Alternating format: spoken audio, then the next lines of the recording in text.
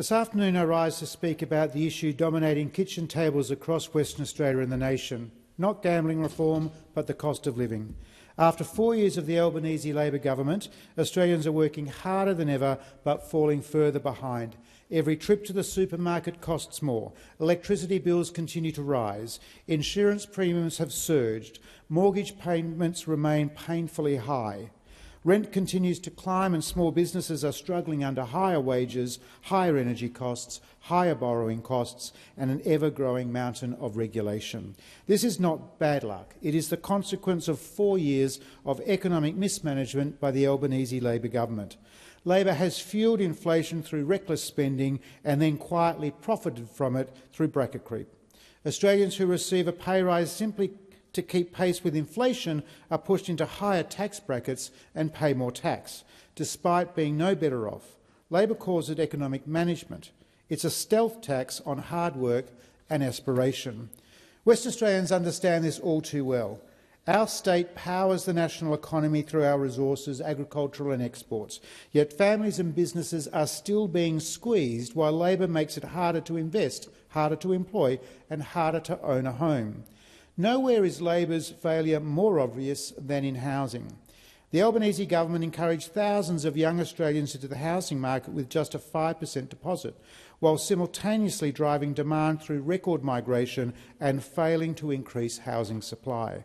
As housing markets cool and economists warn of further price falls, thousands of first home buyers, particularly in Perth's outer suburbs, are being left exposed to negative equity, owing more on their mortgage than their home is worth. These young West Australians did exactly what governments encouraged them to do. They worked hard, saved their deposit and bought their first home. Labor has rewarded that ambition by leaving many burdened with record debt and virtually no financial buffer. Labor's record migration has only made the matter more worse, more severe. Population growth has far outstripped housing construction, placing even greater pressure on housing affordability, rents and essential infrastructure. The Coalition will restore balance by ensuring migration is linked to the nation's capacity to build homes and provide the infrastructure communities desperately need. We also believe in the Coalition that Australians should come first. Our migration and welfare systems must prioritise Australian citizens, protect the integrity of our borders and ensure that those that embrace Australia's values and contribute to our nation are welcomed, while maintaining a sustainable migration program that works in Australia's national interest. At the same time, Labor continues its assault on aspiration. Its higher taxes on capital gains, trusts and investments punish the very people who create jobs and grow the economy. In Western Australia, that means family businesses, farmers, tradies and junior mining explorers, the companies discovering the next generation of resource projects that will underpin Australia's national prosperity. The Coalition, in contrast, offers a better path. Under Angus Taylor's leadership, a Coalition government will end Labor's inflation tax through the tax-back guarantee, indexing income tax thresholds so Australians are no longer punished simply because inflation has pushed up their wages.